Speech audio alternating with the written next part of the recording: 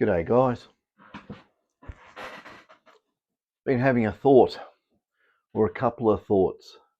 How about I go all out and build or modify the absolute best I can do to a 4500, that's a GPX 4500, and also I'll go full on and build as best as I can the modifications for a GPX 5000.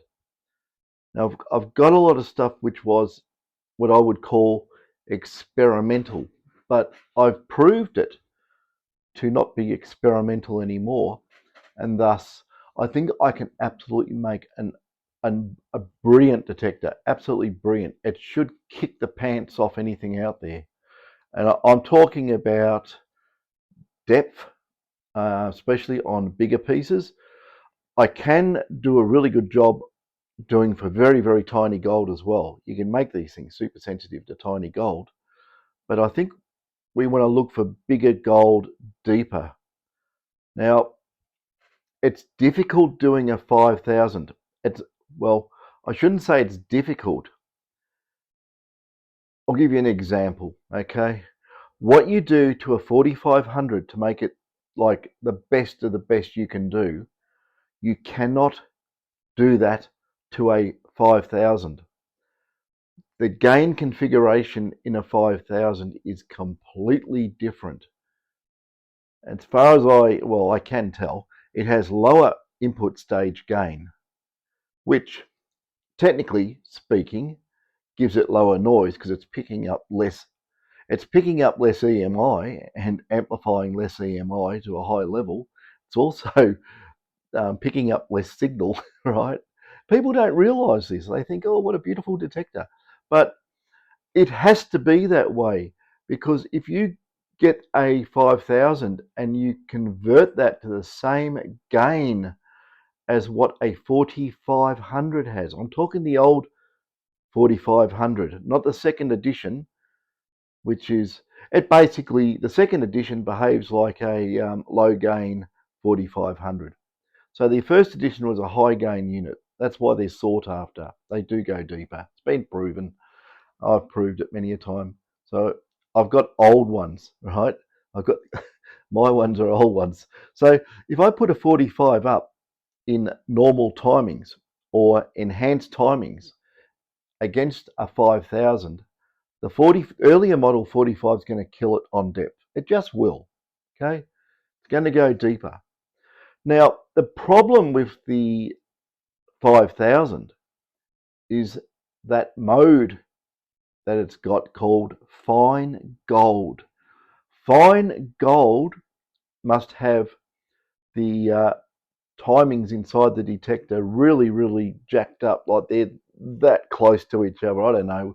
I haven't measured it, but it could be very, very low, like 10 or 12 microseconds before the receiver turns on after the transmitter in some modes. I don't know. I have not got in there and looked at it. I just know this happens, and what that usually means that when you increase the gain up on a 5000 in fine gold mode, what happens, you'll get to a point and you'll say, well, it's actually going backwards. So what's happening is the transmit flyback or whatever, it's not dying off to as far as it should, and it's getting into the receiver and it's desensitizing the receiver. The front end starts going deaf. And the more you increase the gain, the more deaf it becomes. Now, this is a real bit of a tricky problem, because in the 5000, you still got enhance and you still have normal mode. So if you configure the detector so it's going to work perfectly on fine gold, you're going to have a depth loss in, or say, if you modify it, you are not going to obtain the depth capabilities in enhanced mode or normal timings, because you've limited the detector because of that. Also, if you try and do variable frequency in the detector, where you could get enhanced mode and normal mode a lot faster. If you did that to fine gold, it desensitizes and goes deaf. Fine gold for modifications is what I call the problem mode. And what I've done 5,000s for people in the past, and they say, look, don't worry about it. I do not use fine gold, right? So, okay, you don't use fine gold. Fine, because I know what's going to happen. You're going to crank up the gain, you're going to crank up the frequency, and you're going to go detecting and say, this is a bucket of you know what, because you just desensitize the whole front end. I've had this happen to people. They forget that I told them, do not do this. You requested the detector to work a particular way, and then you'll go and use it the way that you said you weren't going to use it, and then you blame the detector, which is really quite strange. I was going to say a different word, but I'm going to say strange. I don't want to offend anybody, but people forget what they've asked for. So what I'm going to do with this 5,000, I've come up with a way to retain full high-speed operation in every mode, including fine gold. So fine gold is going to absolutely kill the pig if you want to use that mode. It's completely usable. You've got to be careful though. There's sometimes when I've done these detectors, and you've got to remember, coils ain't coils. Yes, they're a big bucket of carbon or graphite and copper wire, and it's all formed into a coil. You know, you got your copper winding, your Litz wire, and you got your graphite paints or shielding, whatever it may be. But I'll tell you right now, there are some coils out there that have very high interwinding capacitance and shield to winding capacitance. These make the, well, this is what, it's really funny. People go, oh, the coil's nice and quiet. And I go, yeah, it's deaf as a post. But anyway, it's another story. What happens? Okay, you got your basically your transmit pulse, bang, bang, bang into the coil. When you got high capacitance, what it wants to do is, well, you got the inductance anyway. It's going to try and slow down the square wave of your pulse coming in, right? It's going to go and try and fight against it. It's the way inductance works. But what happens when high capacitance, it really starts rounding and it delays the waveforms, either transmitting in or flyback, or it starts dampening out. We'll say it's capacitively filtering your target signals. So if you've got a very, very high capacitance coil and you're looking for very, very small gold, well, you're just shooting yourself in the foot. It's going to work. You won't get full efficiency from the coil. A lot of people don't realize this. If you have a coil and you made it look ridiculous, okay? I'll explain a big ridiculous coil. Say you had a coil and it was that fat, right? That's how, and it's on the ground, you're sweeping this huge big fat pancake around. People would think, oh, that's archaic, that's ridiculous. But that coil, if you put the windings at the bottom and put the shielding at the top, way away from the windings, is going to be a far superior coil than these little skinny things that look super modernistic, if that is a word, right? They look good. They're very, very thin. And everyone thinks, oh, look at that, how thin it is. It must be super modern. It's not a big clunky thing. But I'll tell you what, 10 out of 10 times, the big clunky thing will work better than the skinny little, I don't know what you want to call it, dinner plate. It just will. And you're not told this, are you? No one will tell you. No one will admit it. Okay. The other thing you have to realize, people put nice flexible cables on their coils, which usually means it is smaller in diameter. And when you make it smaller in diameter, what are you giving up? You're giving something up. First of all, is your inner conductor smaller, thinner, less strands? means more resistance. You are not getting all the power into the coil. It can't, unless it was made as a mistake in the first place when they first started making these detectors. Power output are basically the same on every model. It is no difference. It has to meet particular standards for EMC compliance. And you can't say, well, I'm going to make one that puts out 5 watts of effective radiated energy, and then I'm going to make one that puts out 10 watts. Sorry, you're out of compliance. You can't do that sort of stuff. So when they first made detectors, they made them so they will get every skerrick of energy, right? The cables were thick, 7 or 8 millimeters outside diameter. Now they're getting skinnier. So the only way you can make it skinnier, and this is absolute, the honest truth, logical, and you can't say, oh no, that's not true, because it is. You've got to thin down the wire in the center part of the cable, which means you're going to have less energy transfer and higher resistance, which works both ways, on transmit and also on receive, depending what the load is on the other end to a degree. But anyway, we're not going to get into that. It goes too complicated. So the other thing is the insulation. The distance of the insulation to the center wire to the braid, or they call it the serving on the outside. It's actually, it's not really braid, is it? It's spiral wound. And that reason is because it gives it a good bend, and the detector does not detect movement in the cable, because the thin wire is too small.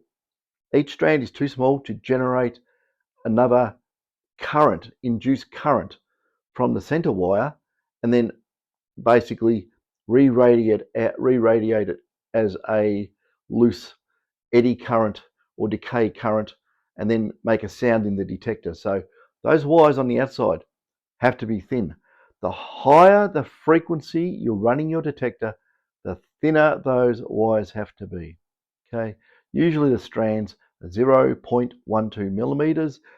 Going less diameter on a high frequency fast clocking detector, you have to do it, or else the cable will sound off. You'll get an easy way to check if the cable's okay for what you're using. Cut a length of cable, right, and go over your coil.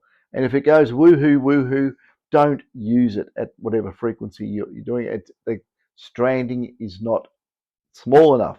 I've found this in some coils lately. Some of the newer produced coils, and I'm not saying where they're from, right? Because I don't want to say anything that's going to, put a target on my back, and people are going to crack it, and it's going to cause trouble. You find out for yourself, right? There is some coils. They might be from Australia, they might be from overseas, they might be anywhere. I don't know. Oh, I do know. I'm not going to say. So be careful with your coil selection. Okay. There's a lot of how we. Oh, look, I tell you, I've seen it, and I've experienced it, and it's really pissed me off. I said, how can you do that? But anyway, it happens. So that is the whole thing, and that is just come off me talking about 5,000s. You can go get a brand new coil, put on your 5,000, and you'll go, that doesn't sort of perform as much as the coil I got out of the 1990s. What's going on here? But remember, with every design of coil, every design, I don't care what anyone says, right? I'll put $1 million on it. You cannot make a coil that is perfect in, say, a winding that goes, well, this will get you maximum depth on big gold. It'll get you maximum depth on small gold. It doesn't work that way. You can't start splitting up your windings and say, well, it does everything now. No, it does not. You have lost a hell of a lot of depth for bigger, deeper stuff. You just will.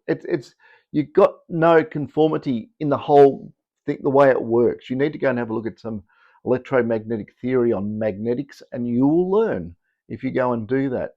And you can't say, well, we've got the inner one here, and we've got all these outer ones, but it's really sensitive here. Well, what's all this energy doing? It's not going there. Very minimal amount will go there and get the small target. The only way you're getting that small target is because of proximity to that winding. Now, if you had a winding that went like this and came into that, yeah, it'll pick up the small gold, right? But say you had a coil and the coil was built that big. Now, your small gold that was here, you can pick it up down here somewhere. So there's no such thing as a free lunch, right? There is none. And you got to understand this. People just, I don't know. No one says anything about it. This coil does all. No, it doesn't. I'll give you $1 million if it does all. It can't. It's ridiculous to say so. So remember, if you are not using a dedicated coil, either big or small, right?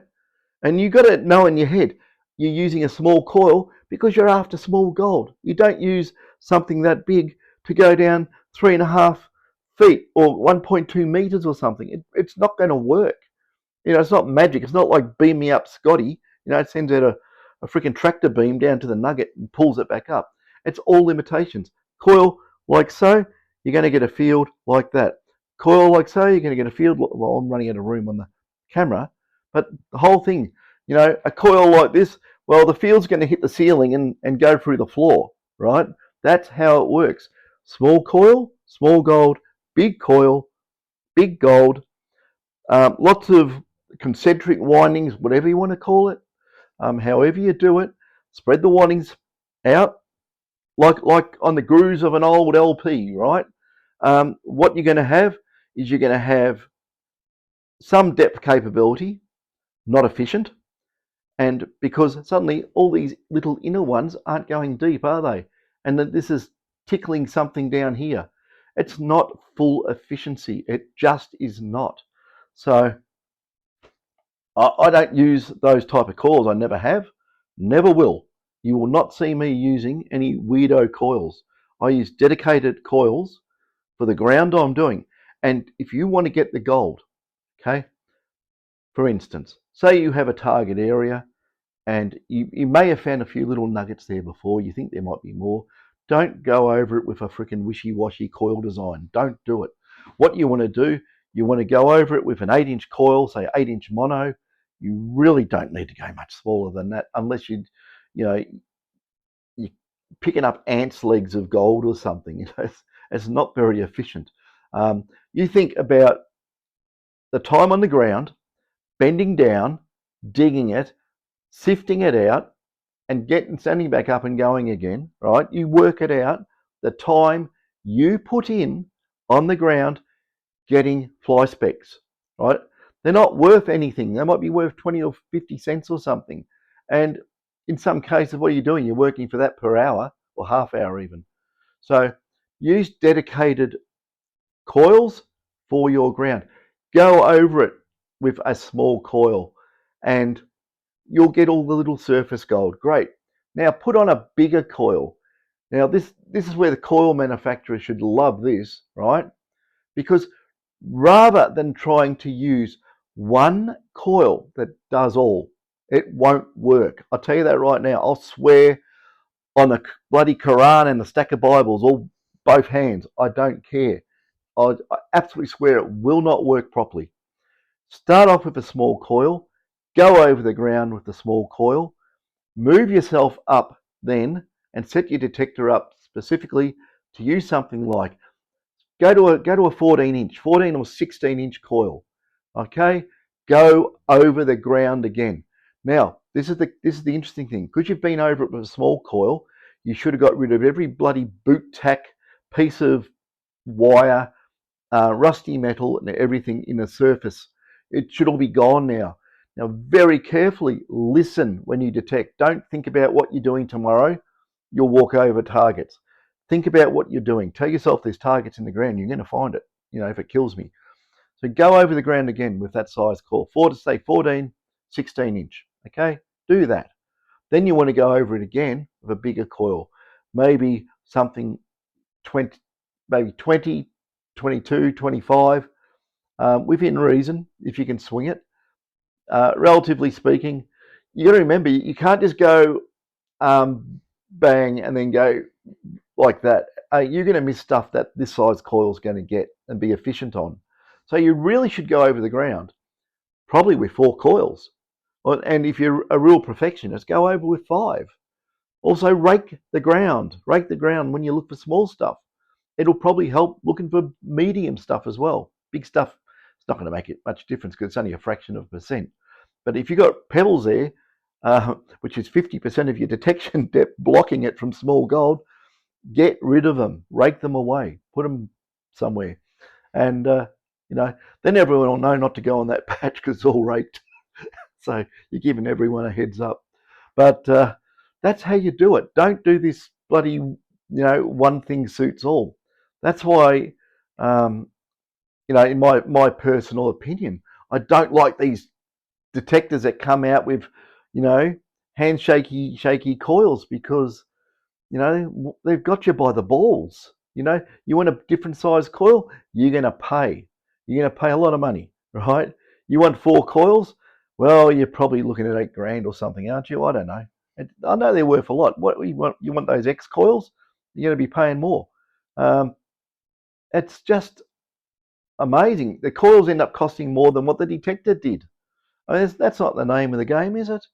I'd rather just get the older coils. They're just as efficient. They work perfectly well. It's pretty hard to stuff up a set coil design. If you've been making them for years and years and years, how are you going to stuff it up? You know, I mean, people do, but yeah. But we all know what coils to keep away from. We all know what not to use. We all know what has a bad reputation. And if you don't, you're not paying much attention to what's online. And you just go look on the internet, have a look at coil tests and so forth. Um, you know, Years and years ago, I was told a particular brand of coil, and I'll say this one is not in Australia. This is an overseas one. I was told um, this coil's fantastic, and the person who told me had been prospecting for quite a long time. And I said, well, he obviously knows what he's talking about. And here's the interesting thing. It's so quiet, right? I went, okay. So I ordered one anyway, and I got it. And I got it at a good price. But uh, it's been used once or twice on testing and still up in the cupboard up there. It hasn't been used for years and years. It's probably been up there for about 8 years. And the reason why is that it's got very, very thin cable on it. So it's extremely high capacitance. And it just does not get the energy into the coil as it should. And there's just too much losses on the receive signal, just getting squashed out by that high capacitance between the inner conductor and the outside return. And the more capacitance you got there, it really has a detrimental effect, slowing down fast decaying signals. So, you're shooting yourself in the foot using that stuff. What I would like to see, if I say this, someone's going to make it. What I would like to see on metal detectors is coil cable. I've got to do it that way. It looks funny that way. It's like I'm saying okay or something. But I'd like to see coil cable that thick, if you can see that. There you go. That's how thick coil cable should be. I'm probably exaggerating a little bit, but big spacing, foamed polypropylene, better. Foamed polypropylene, or even better, if you could put a spiral polypropylene sleeve down it, and so it's 90% air, it would be the best coil cable, and it would make a noticeable difference on most coils for small gold.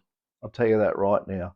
So even getting rid of your solid dielectrics that are in the cables right now, your polyethylene, polypropylenes, whatever else they use. Don't use Teflon.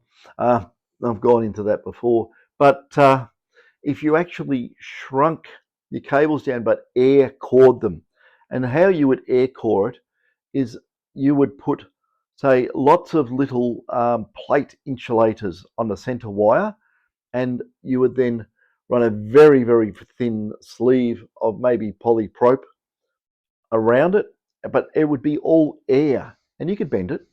I've built this stuff. I built my own cable like this. And if you have air in the cable, you just put a sleeve, you then spiral wind it with very fine insulated like Litz wire, but round and round. I think I got Bamback to do this years and years ago, and it was expensive because it's an Australian company. Of course, it's expensive. But I had a look at getting this stuff made by a Chinese company, and they said, "Oh, how many tens of kilometers are you going to buy?" And I said, "I don't want tens of kilometers. I want maybe a kilometer of it." "Oh no, too small. Gearing up costs too much." So it didn't happen. So yeah, I use what I can get. It was a big job making my own cable. I needed a huge backyard. I had it stretched out down the backyard. I had it tight, and then I'd walk up and down all day winding. It took about a day to make about what would it probably be? About maybe 30 meters of cable. It took me all day, but that was my own cable. And the outer part of the cable, I use heat shrink. So I had no way of extruding a rubber coating or whatever onto it. So I use heat shrink, just industrial heat shrink, and just layered it all the way down. And that worked, but it's not the best.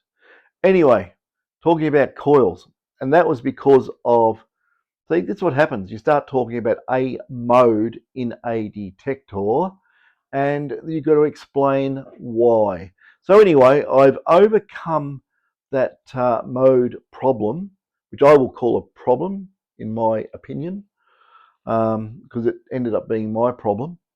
And because I can get around that, I can get everything absolutely going fantastic in a 5000, and it will probably be on par with a 4500 on Big Deep Gold after I finish with it. So I was doing some tests. I've got my low noise set up here, and I was just doing test after test after test, and I can give you an idea of the differences we were getting.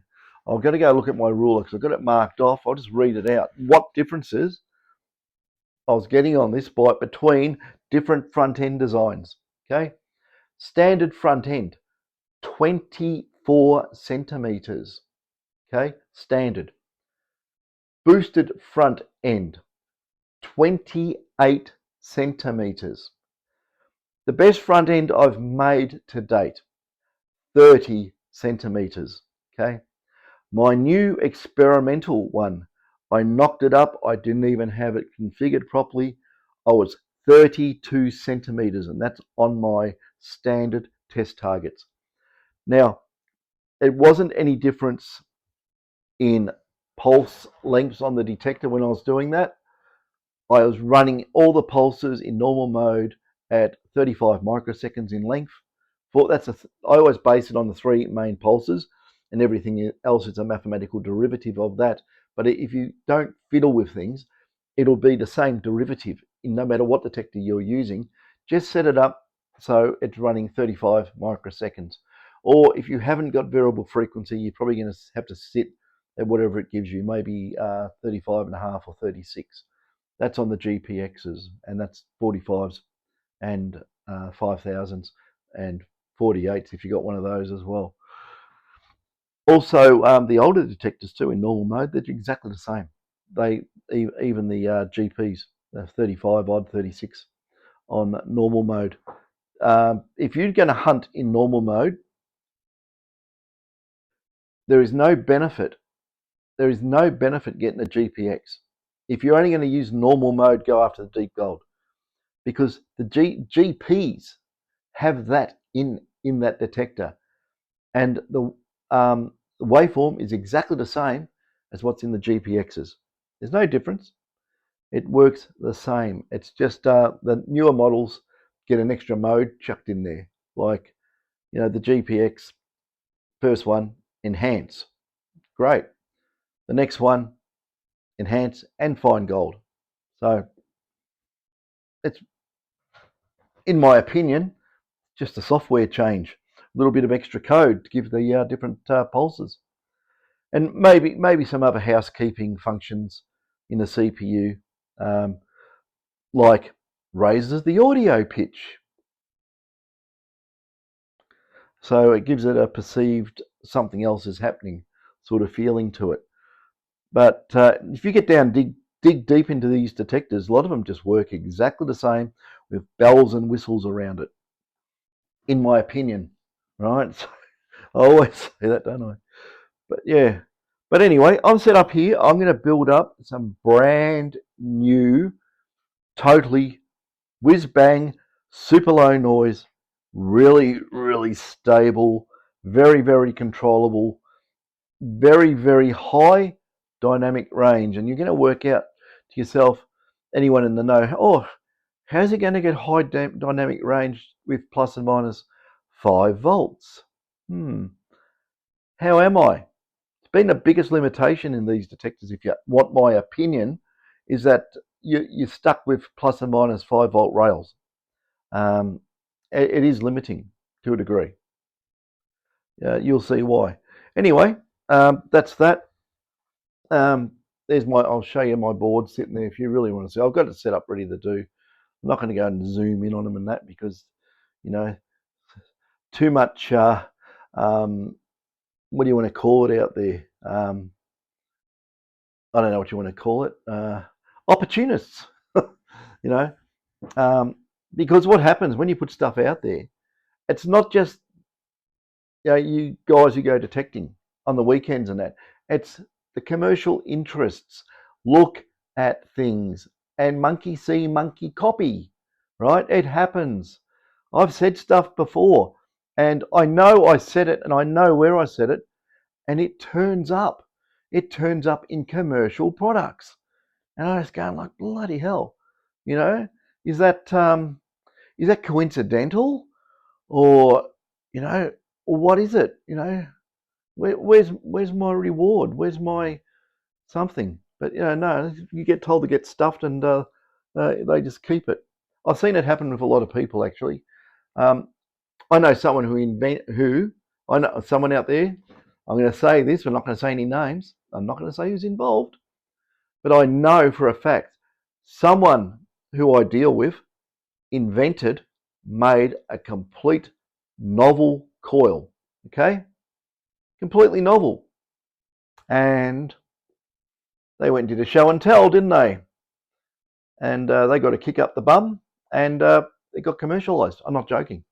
This stuff happens. I'm not saying any names. Might not even be in this country, but then again, it might be. But I know people get shafted all the time. Um, Sometimes I see people putting stuff up on the net, you know, like, oh, I've discovered this, and I go, oh God, don't go and put that out there. And too late. Some of this stuff is very highly patentable. You could probably make quite a few $100,000 off it, but people give it away. So you've got to be wary. You've got to know when to draw the line. That's why I've made videos, and then I look at it and think about it. I go, bloody hell, what did I say all that for? You know, what got into me? So I then, backpedal on it. And like I say, the other day I did 3 videos, and I just did not upload them. And there would have been 3 hours worth of info in that, and I just can't do it. I can't do it. Because you don't see companies out there, do you saying, oh, this is how we do this, and this is how we do this, and this is how we improve that, and you know, oh, you know, the other guys don't know we do this, but we do this, and you don't see it. They're all very, very secretive. You know, maybe if I was running a multi-million-dollar company, I would be just as quiet, but I'm not. But things are moving in that direction where I've got to be very careful what I say. Like I say, there's a new detector coming out. Well, I know there should be more than one new detector coming out, but I don't know what's actually happening where that one is. And there's another one, and I know what's happening there. I've seen it. I get updates on that, and like I say, it's going to be the bee's knees of detecting. You watch and see. I'm right. I'll swear to God, I am absolutely right. There's my Bibles and there's some Qurans. Make it even. So bang. I'll swear. I'll swear that is absolutely going to happen. Um, it's getting closer and closer. So I don't know. No, I'm not going to say. See, there you go. I have an opinion on a lot of things, and I went to say something that I should never say. Right? So that's what I'm doing. I'm pulling myself up on stuff now. I can't just give stuff away. You know, you get funny requests and that, and can't be done. Anyway, I better get into this, else it's not going to happen. So yeah, that's a bit on 5000s, 4500s, and coils. So take what I said about coils as the absolute gospel truth on coils. Don't use one coil to do all. Don't. You will walk over gold. You will leave it in the ground. It's in there. It's hiding from you because you cannot detect it. You've got to use specific size coils for the depth and size of target you're going for. So, and you don't know what it is, go over it with multiple coils. That's how you beat the animal. You do that. It can't hide no more. Unless it's down, say, you know, something that big at 6 foot down, 2 meters or something, you're not going to be able to detect it. Unless, you have some super detector with a coil this big that can, pick up tiny things like that, and it's running minus 200 dBm or something. It's not going to happen. So, horses for courses, coils for, size of gold. And that's how you do it. That's all I can say. Just pay attention to that, because I do mention it, but I do it in such, well, everyone should know that. And I don't think people do. I think they think that they go and get some, scramble wound thing, well, whatever you want to call it, and, you know, um, spread the field or something, and it's going to magically all join up and get that target. No, it's not. It's not. It's just wasting energy. Don't waste energy looking for gold. That's a good way to put it, because you're just transmitting it into the ground. It's not hitting anything. It's not particularly all going to the sort of size and depth of what you want. It's just basically. I'll give you an idea what it is. One way of doing it is using something like a 3006, bang on target, and the other way of doing it is a scattergun approach. It's a shotgun approach, and you get no distance. Anyway, that's that. Catches.